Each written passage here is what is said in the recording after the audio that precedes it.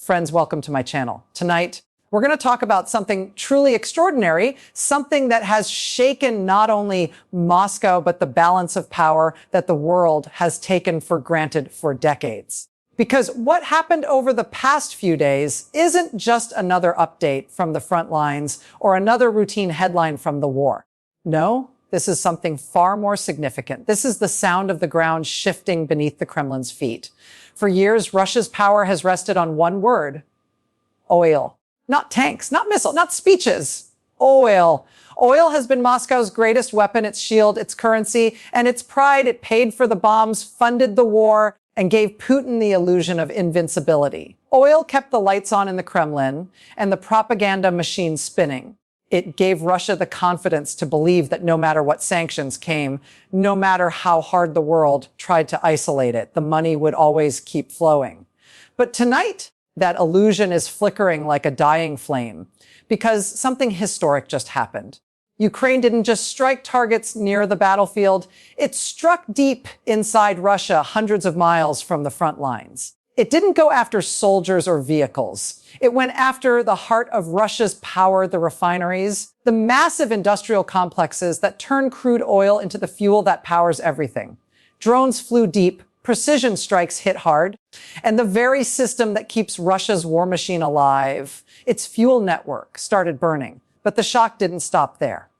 While those fires lit up the Russian sky, another kind of pressure, quieter but just as devastating, arrived from across the world. From China. Yes, China!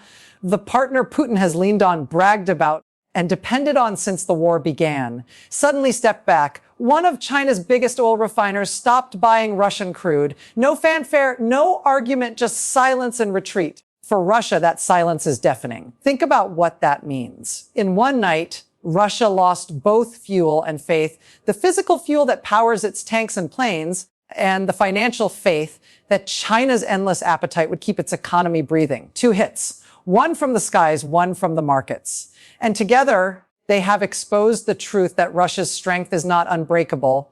It's fragile, it's stretched, it's cracking.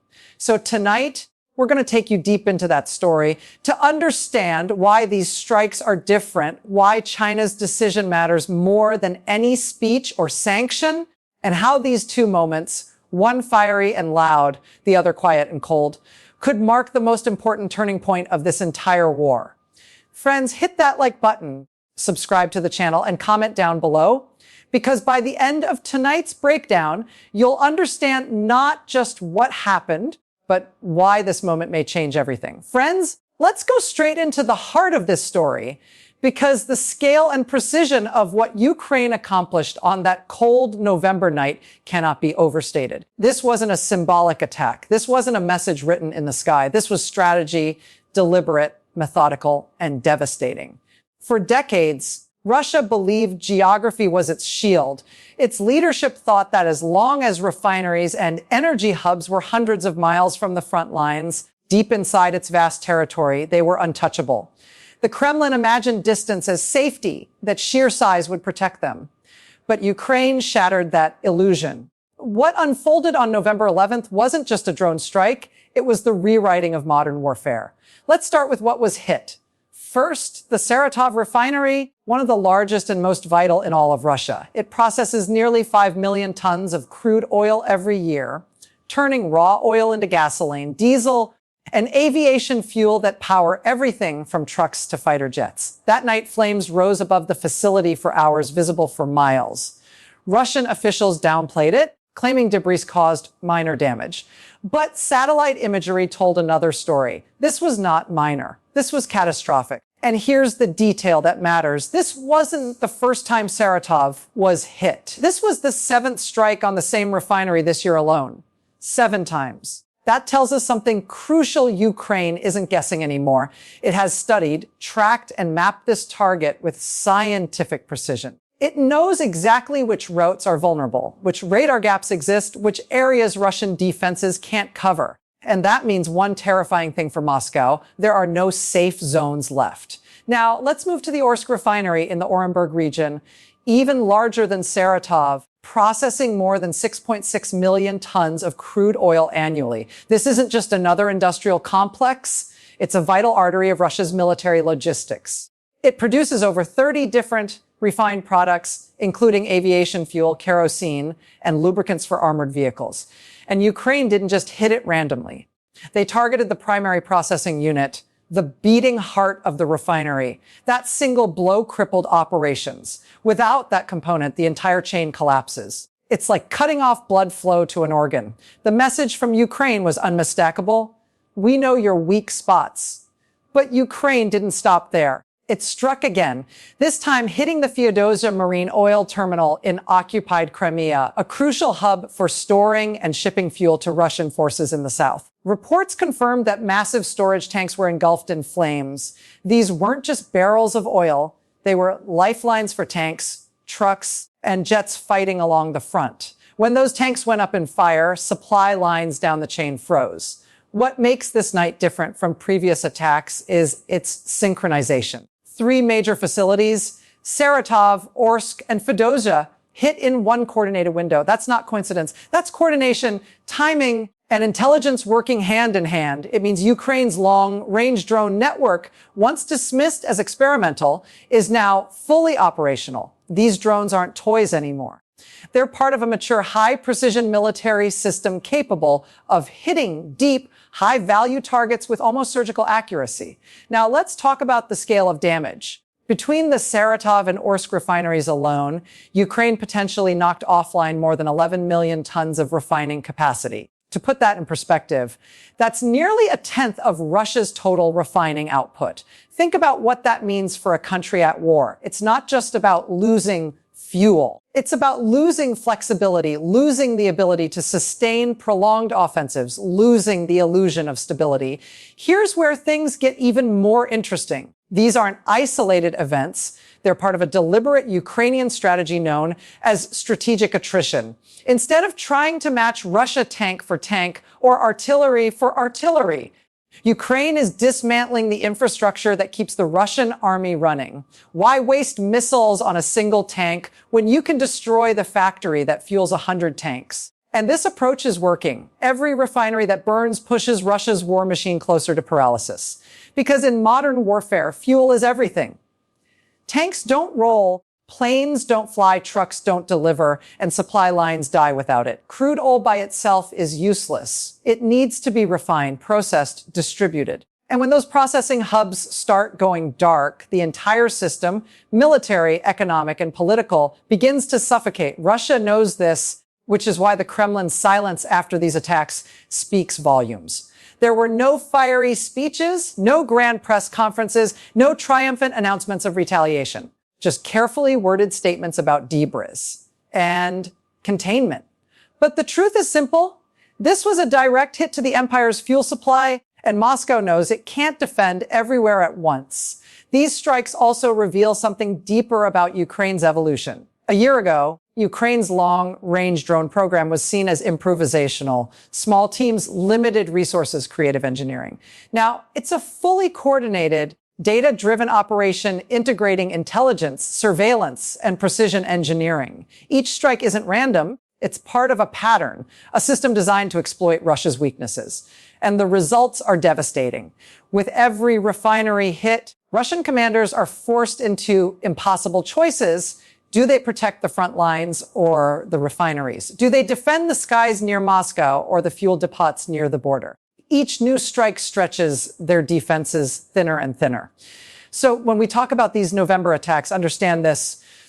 It wasn't just fire and smoke. It was a message written in flames that Ukraine can reach deep into Russia's heart and that no amount of distance, propaganda, or denial can change that. But the story doesn't end with explosions, because while Ukraine was striking from above, another kind of blow was landing from across the world, quieter, colder, and possibly even more damaging. Friends, in Section 2, we're going to talk about that silent shock, the moment when China, Russia's closest partner, took a step back, and how that single decision might hurt Moscow more than any bomb ever could. Friends, now that we've looked at the fire and smoke that filled Russia's skies, let's turn to something quieter, something that didn't explode but still sent shockwaves through Moscow's halls of power.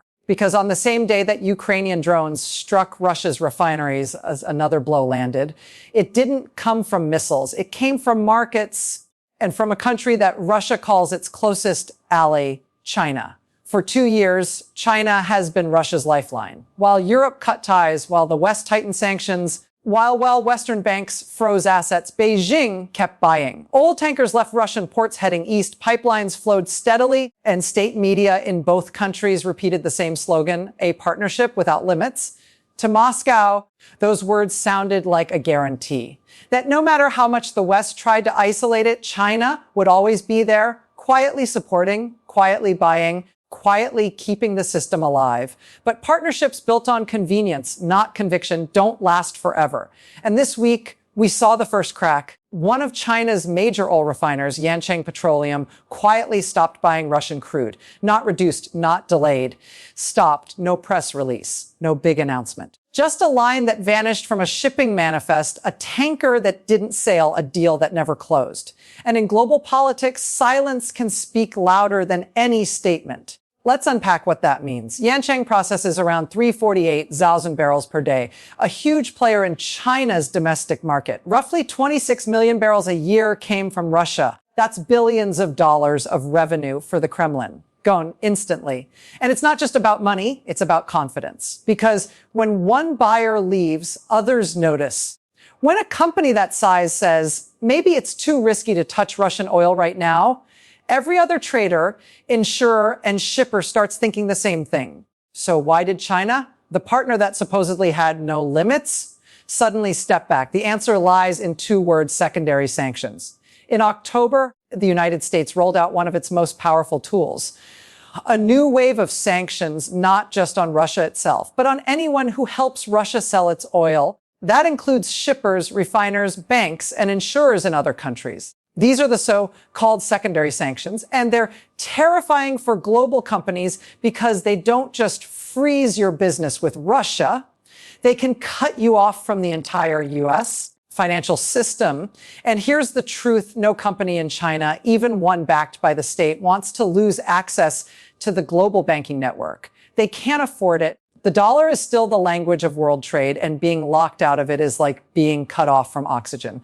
So when Washington said, if you help Moscow, you'll feel it too, Yancheng Petroleum listened, not because it wanted to betray Russia, but because it wanted to survive. Now, you might ask, wasn't the oil cheap enough to make the risk worth it? After all, Russia's Ural crude sells at a heavy discount, around $4 per barrel cheaper than Brent oil. For years, that discount made Chinese refiners rich. But let's do the math. 26 million barrels at a 4 discount saves you about one or 4 million a year. Sounds good, right? Until you realize one U.S. sanction can cost billions. Suddenly, that discount doesn't look like a deal anymore. It looks like a danger sign. And that's the shift we're seeing now. Cold, calculated business sense replacing warm political promises. Beijing isn't abandoning Moscow with speeches or threats. It's doing something far scarier for the Kremlin. It's quietly losing interest. And Yancheng isn't alone. Several other major Chinese refiners, including Sinopec and PetroChina, 2 of the largest in the world, have started pausing or reducing their Russian imports. Some cite logistical reasons. Others blame market adjustments. But anyone who's followed global energy knows what that language really means. It means we don't want trouble. For Russia, this is a nightmare scenario. Losing a refinery to a drone strike hurts. But losing your biggest buyer, that's fatal. Because China isn't just any buyer. It's the economic pillar keeping Russia's war machine running. Let's look at how big this problem is. China buys nearly 40% of all Russian oil exports. It's Moscow's single largest customer.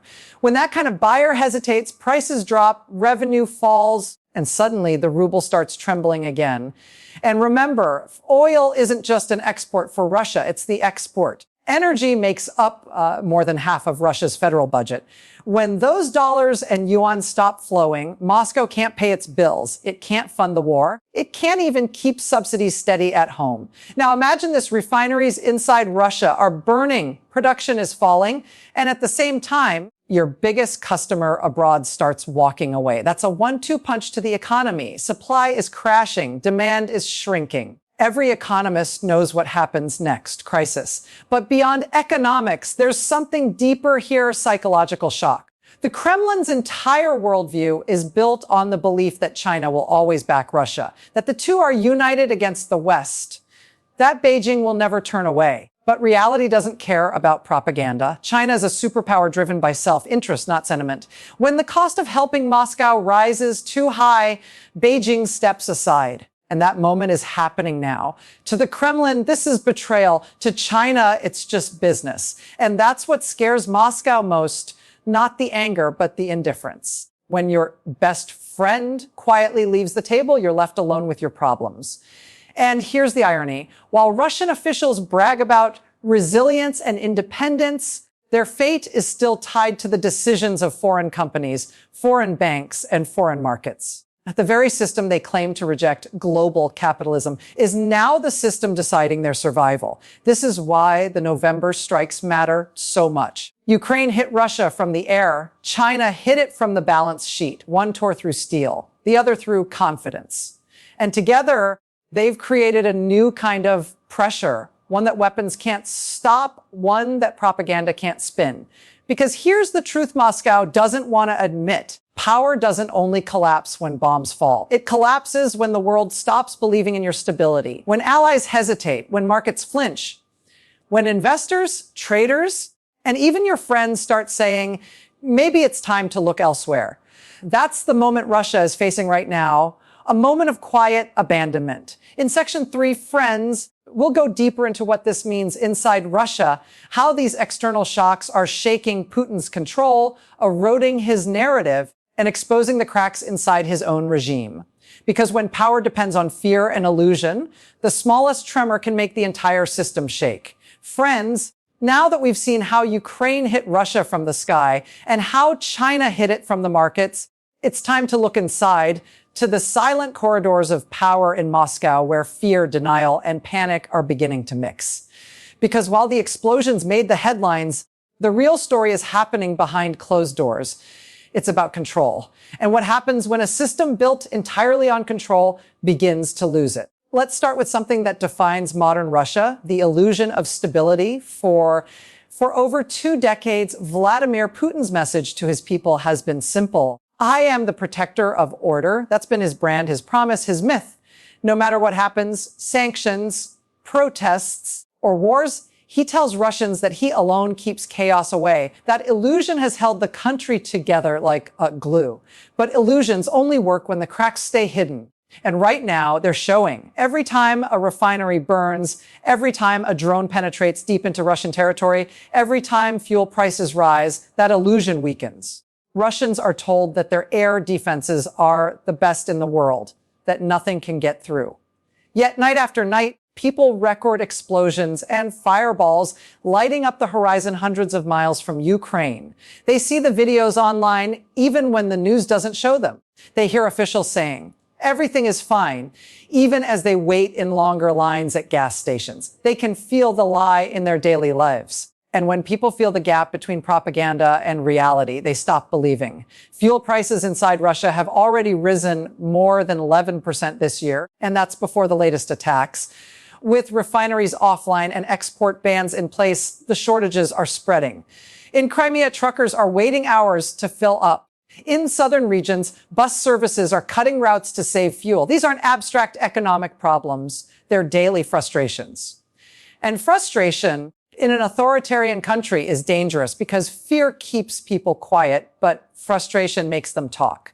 Listen closely to the language coming from Russian officials lately. You'll notice something subtle but revealing. They've stopped saying, we control the situation. They now say, we're working to stabilize it. That single word, stabilize, is a sign of fear. It means they know things are slipping. It means they're trying to hold the system together while pretending it's still solid. And that fear is contagious. Inside the Kremlin, inside ministries and state corporations, the whispering has already begun. Bureaucrats are asking quiet questions. What if China doesn't come back? What if the oil money runs out? What if Ukraine keeps hitting deeper? These are questions that would have been unthinkable a year ago.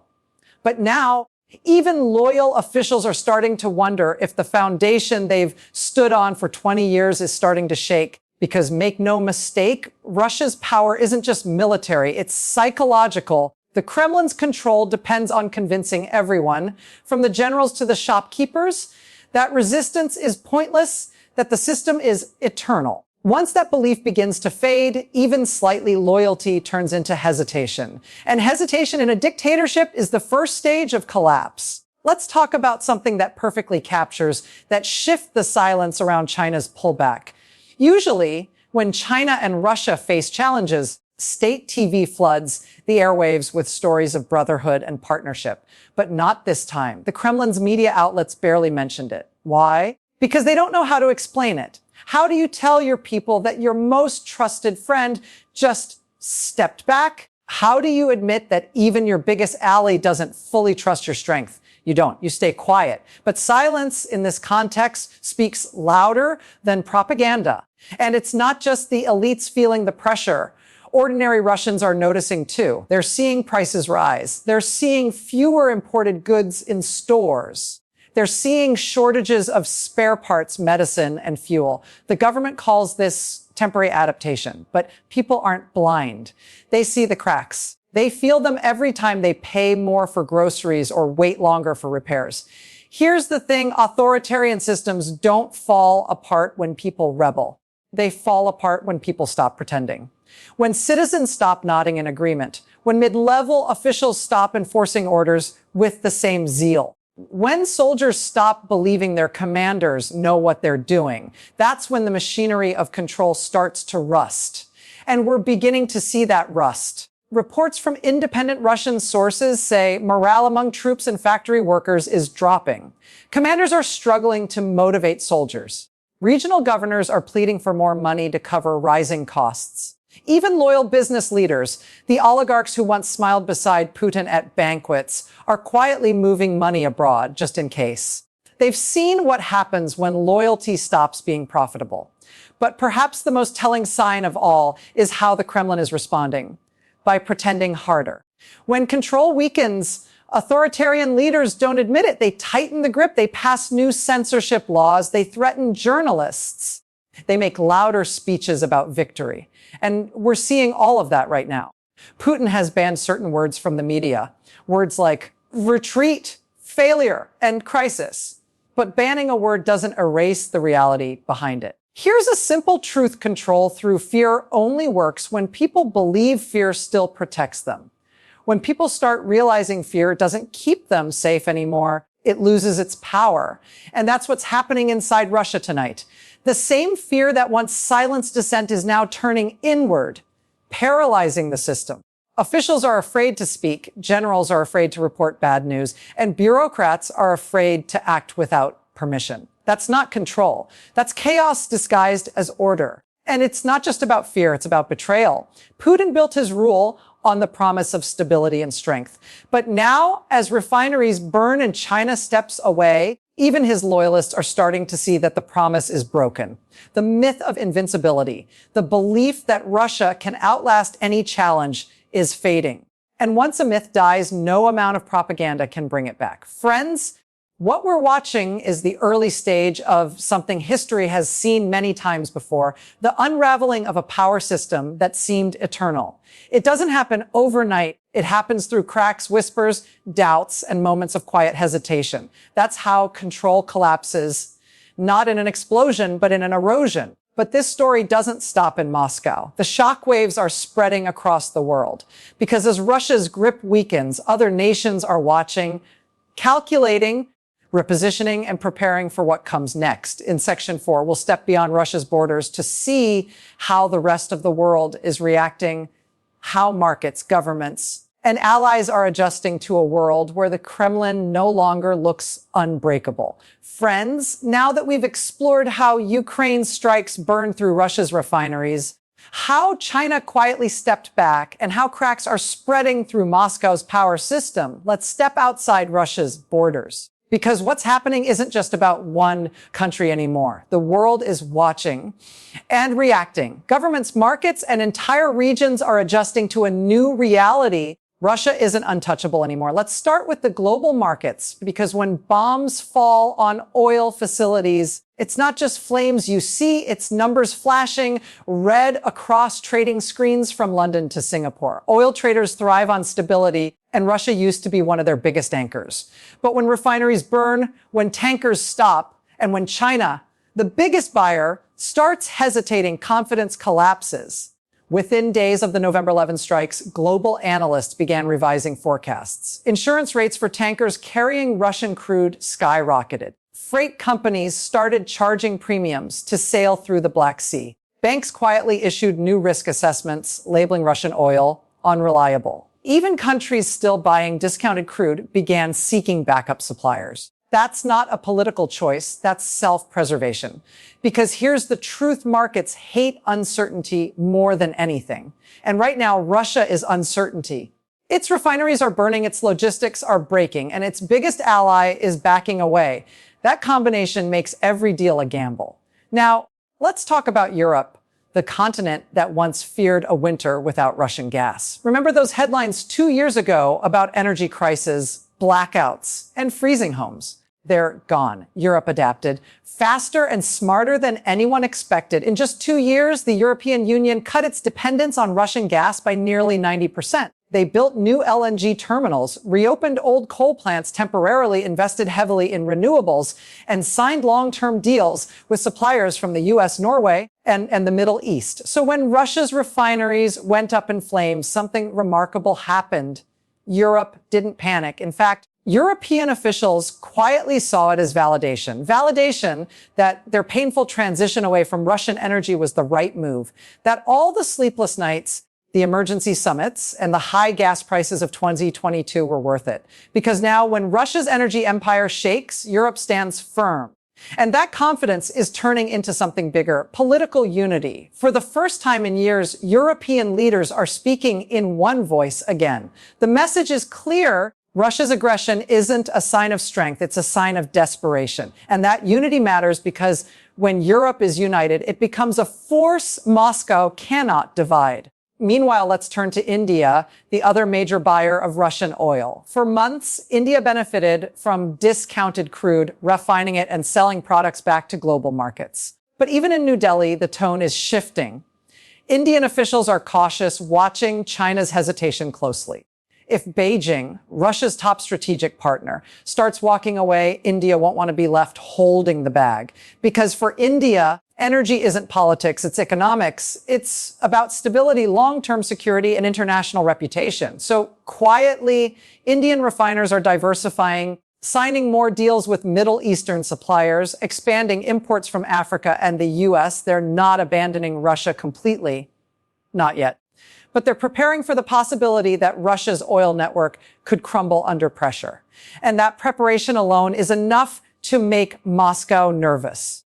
Then there's the Middle East, the world's true oil playground. Countries like Saudi Arabia, the UAE, and Qatar have been watching this crisis like chess masters. Every refinery that burns in Russia, every buyer that backs away opens a door for them, because when one supplier falters, another rises.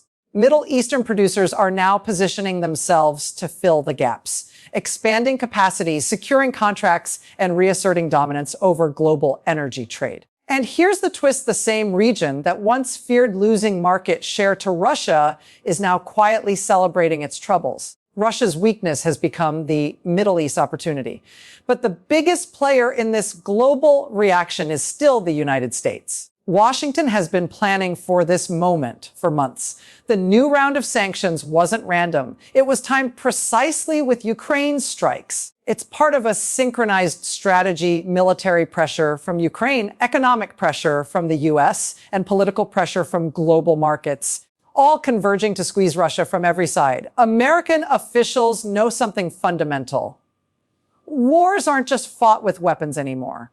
They're fought with dollars, trade routes, and confidence. And right now, the U.S. strategy is working. Each refinery that burns weakens Russia's economy. Each Chinese company that steps back deepens its isolation. Each global trader that refuses Russian crude cuts another thread from the Kremlin's safety net. This coordination is reshaping the war. It's no longer just a fight between two armies. It's a global campaign to drain Russia's resources until it can't fight at all. And unlike tanks or missiles, this kind of pressure doesn't fade, it compounds. Let's also look at neutral countries, especially in Africa, Southeast Asia, and Latin America. Many of them tried to stay out of this conflict, trading with both sides, avoiding political statements. But neutrality works best when both sides are strong. When one starts to fall apart, neutrality becomes a risk. That's what's happening now. As China hesitates and Russia weakens, these neutral nations are recalibrating. In Africa, several governments that once signed energy deals with Moscow are turning toward Europe again. In Southeast Asia, financial institutions are tightening compliance, afraid of being caught in secondary sanctions. Even in Latin America, some leaders who once echoed Russia's anti-West rhetoric are going silent because they can see where the wind is blowing, and it's not blowing in Moscow's favor anymore. And then there's China itself still playing its quiet, careful game. Beijing hasn't condemned Russia, and it won't. But its actions speak louder than its silence. Chinese banks are increasing scrutiny on Russian transactions. Major refineries are halting deals. Export companies are delaying shipments. It's not political distance. It's risk management. China is protecting its global interests first and Russia's pride second. That subtle shift from friendship to calculation might be the most dangerous thing of all for Putin. Because when your biggest ally starts acting like your accountant, your empire is already shrinking. The global consequence of all this. Russia's transformation from a feared superpower into an unstable supplier. And in geopolitics, instability is weakness. Every time another refinery burns, every time another buyer walks away, every time another ally hesitates, the world sees the same message: Russia's influence is fading. Friends, we're witnessing the slow unraveling of a system that once held the world hostage through energy and fear. But the world is changing fast. Europe's independent. China's cautious. The US is assertive. India's pragmatic. And Ukraine is proving that precision and persistence can break even the biggest power. In our conclusion, we'll tie all of this together. The strikes, the economics, the psychology, and the global shift to show why this moment may be remembered as the night Russia's image of invincibility finally began to collapse. Friends, as we reach the end of tonight's deep dive, let's step back and look at the full picture. Because what happened in Russia wasn't just a string of drone strikes, or another wave of sanctions, or a single company in China making a business decision. It was something much larger, a collision of pressure points that revealed the truth behind a myth. For years, the Kremlin told the world and its own people that Russia could not be broken, that its oil would always flow, that its allies would always stand firm, and that no amount of outside force could shake its foundation. But the events of November 11 showed that even the biggest, loudest empires can crack when hit from the right angles, from the air, from the markets, and from within. Ukraine struck with precision. It didn't need massive armies or endless resources. It needed intelligence, patience, and courage. In one coordinated night, it turned Russia's greatest strength, its energy system, into its greatest weakness. Those fires weren't just industrial accidents. They were signals to the world that even deep inside Russia, there are no safe zones anymore.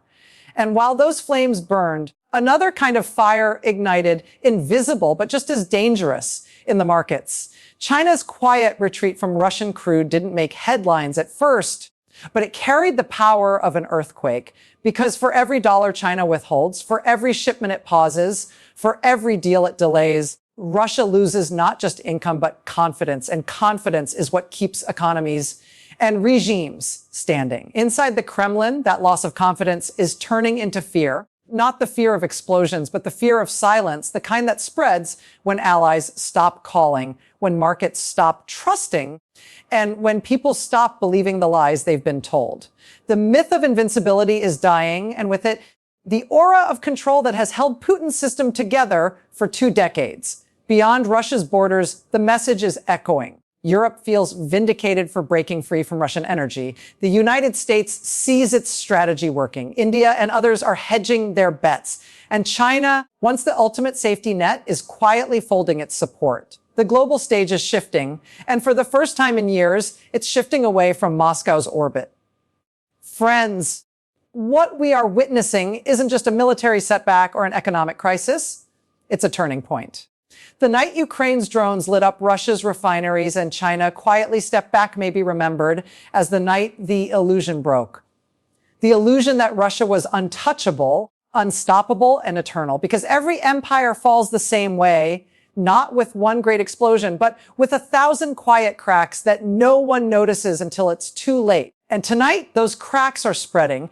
Thank you for staying with me through this incredible story. If you found this breakdown insightful, hit that like button, subscribe to my channel, and share your thoughts in the comments below. Together, we'll keep following every tremor, every strike, every sign of what comes next, because history is unfolding right before our eyes. Good night, friends.